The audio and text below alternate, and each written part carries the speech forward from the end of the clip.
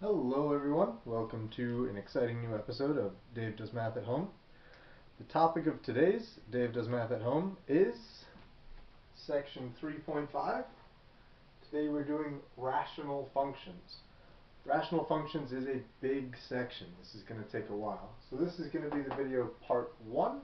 There will be several, I don't know how many, maybe 3 or 4? Let's find out together. So, without wasting any time, the first thing that we need to know about rational functions is what are they?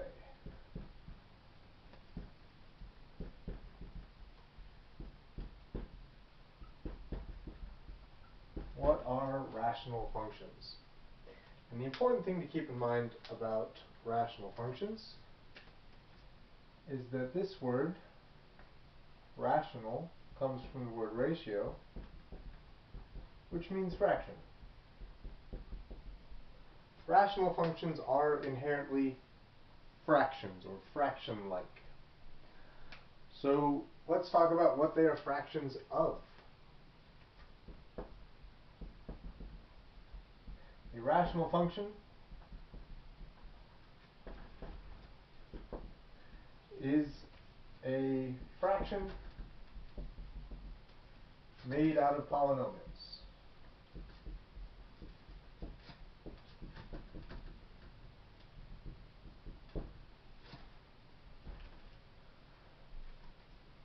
So for example, you might see something like y equals x squared plus 13 divided by x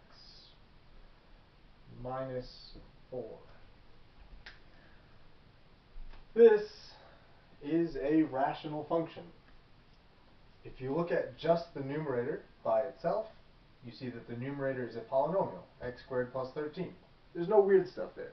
If you're wondering what polynomial means, check the video from section 3.2. Part 1 of that should explain what polynomial means and how I'm using that. Polynomial means no weird stuff. So if you look just at the numerator here, you see x squared plus 13. There's no weird stuff. There's no square roots. There's no trig, no logs, no variable exponents. Just very simple, x squared plus 13. If we look only at the bottom here, x minus 4, that's even more simple. Definitely just a polynomial. So altogether we have a fraction where the numerator is a polynomial and the denominator is a polynomial, and altogether you get a rational function. Graphing polynomials is really nice for us because polynomials have this no weird stuff clause, which means that they make really smooth, nice graphs that are sort of well behaved always. Individual pieces of this thing are polynomials, which is still very nice. That there's no weird stuff involved here is going to save us a lot of headache on dealing with different parts of this. But there is a little bit of weird stuff introduced with the concept of having one of these be in the denominator, and that is we have division by a variable here.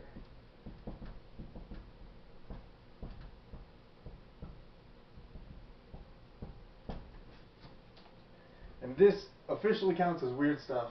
That's why this whole thing altogether isn't a polynomial, because we have division by a variable here. That's the weird stuff that is keeping this out of the polynomial category. But individually they're polynomials, so still relatively well behaved. And this division by a variable thing, this one aspect of weirdness, is actually not that bad to deal with and solve. The big difference that this is going to introduce for us as we graph these is now we have domain restrictions.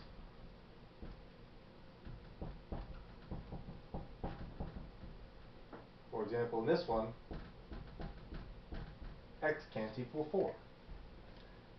That's why division by variable is a problem, because division by variables sometimes gives you division by 0, and that's no good. So we have to be careful that we are excluding values that will make the denominator 0 from our domain. We have these domain restrictions. So that's what rational means, what a rational function is, what we're going to have to do. that's really all the warm-up we need. I'm going to go straight from that into graphing these things. So let me figure out an easy one to graph. We'll be graphing a lot of these.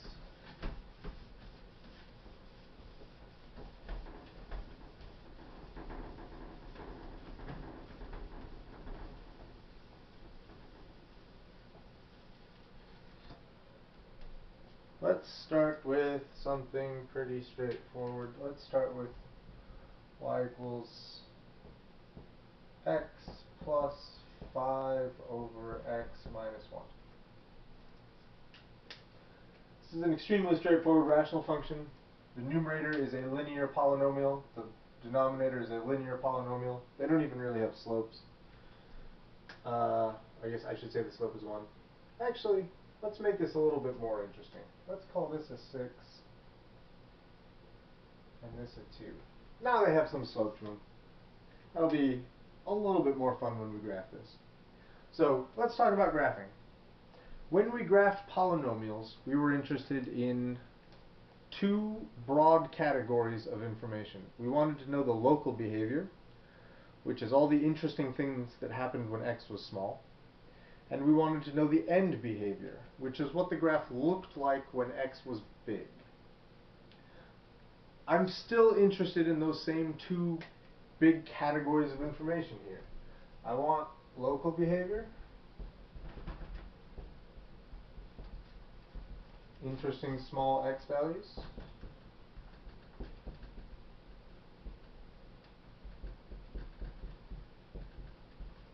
and I want end behavior,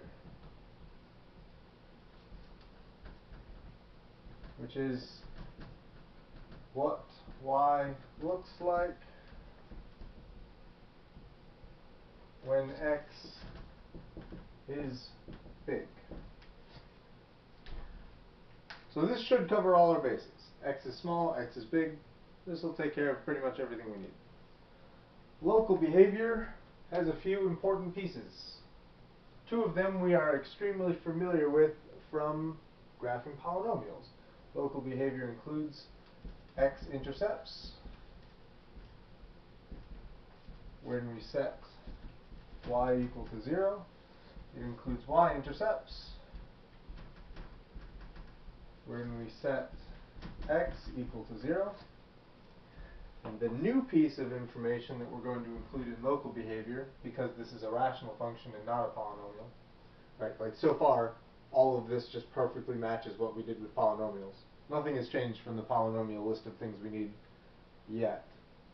So the thing that does change about rational functions to polynomials is what we were just talking about, domain restrictions. And we find those by setting the denominator not equal to 0. Those are all of our domain restrictions. The only weird stuff here is division by variables. We got to look out for division by 0. So if we say that this division cannot be 0, then we're all set. That's our weird stuff taken care of. So I'm going to start finding these things. I'm going to need the space to do it though. So if you're still writing this down, pause the video and finish writing it down.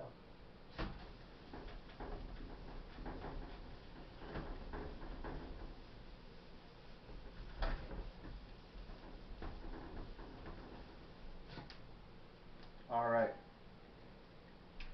First and easiest among these things is, I think, the y-intercept. We set x equal to 0, and we get 6 over negative 1, which is just negative 6. So we have the point 0, negative 6. This is a point on a graph already. The second easiest thing to do with this piece is going to be the domain restriction.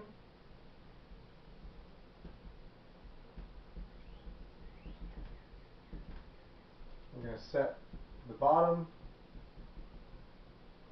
not equal to 0. You can kind of already see what the number is going to be. It should be x cannot equal 1. The next thing we're going to look at is the x-intercept. X-intercept is going to be what happens when we set y equal to 0. And when we do that, we're going to get 0 equals 2x plus 6 over x minus 1. So at this point, we have a fraction that equals 0. And there's two ways to think about how we're going to handle this. One way to think about how you're going to handle this is you could imagine, what does it mean for a fraction to equal 0? If a fraction equals 0, that means the numerator is 0. If the numerator is anything else, if the numerator is a 2 or a 3 or a 5 or a 10 million or a negative 8,000, the fraction doesn't equal 0. The only way this can equal 0 is if the numerator equals 0. So we could just skip the part with the denominator, set the numerator equal to 0. If you're not following that argument and you're not sure why, I can just deal with the numerator here. We can take a look at this using just regular old-fashioned algebra. If I'm going to solve this, my first step would be multiplying both sides by x minus 1. I'll cancel it from here. It cancels it from here as well. Like 0 times this x minus 1 piece is still just 0. So either way, you get a 0 equals 2x plus 6, and you're all set. 0 equals the numerator. And you can solve this. It solves pretty straightforward. You subtract your 6 from both sides, and then you divide by 2. You should get x equals negative 3. So we have the point negative 3 comma 0 as our only x-intercept. I'm going to write this down up top so I don't lose it. And then I'm going to erase the whole thing and talk about what's missing. End behavior. That's what I'll talk about next. Okay, so we have 0, 6, we have negative 3, 0, we have x cannot equal 1. These are the three pieces of information we have so far. This is our y-intercept, this is our x-intercept, this is our domain restriction. So we need to talk about how to get a end behavior, and then we need to talk about what these things look like on a graph.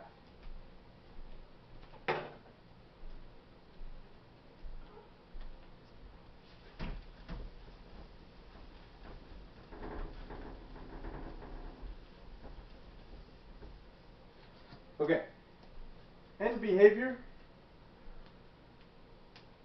means the same thing it did in polynomials.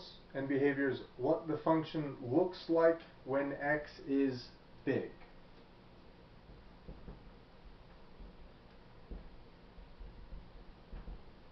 When we did this with polynomials, we said that when x was big enough, only the first term mattered.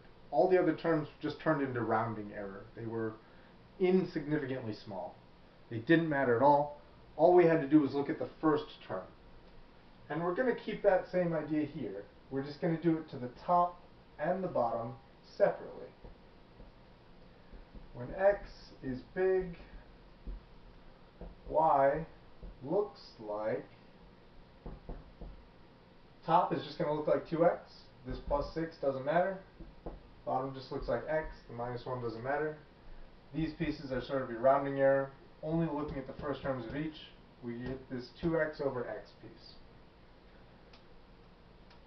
This, some of you might already be thinking, can simplify into 2. So this is the end behavior. Y equals 2 is a horizontal line. This is a new kind of end behavior. When we did polynomials, we talked about the different kinds of end behavior. We said that, like, your regular parabolas have a field goal end behavior.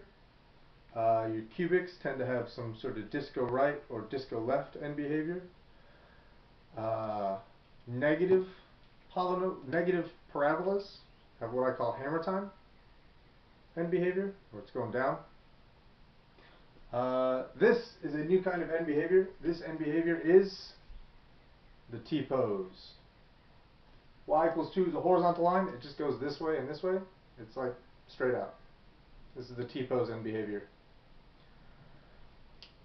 I am going to cut this video here. I'm going to write down this end behavior first. Y equals 2 is my end behavior. These are the 4 pieces of information I have. Y-intercept, X-intercept, domain restriction, end behavior. This is all 4 pieces of information I need. I'm going to cut the video, erase this stuff, and then we'll talk about what these things look like on a graph.